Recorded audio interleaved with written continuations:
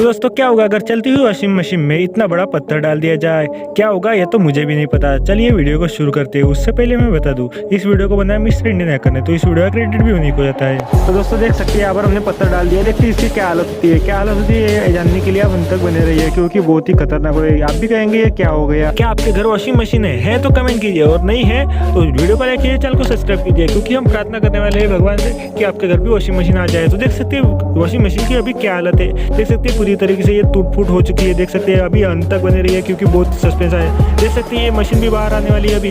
ओ भाई साहब गजब, देख सकते हैं ये अभी भी चल रही है। अगर आपको वीडियो पसंद है तो वीडियो को लाइक कीजिए, चैनल को सब्सक्राइब कीजिए।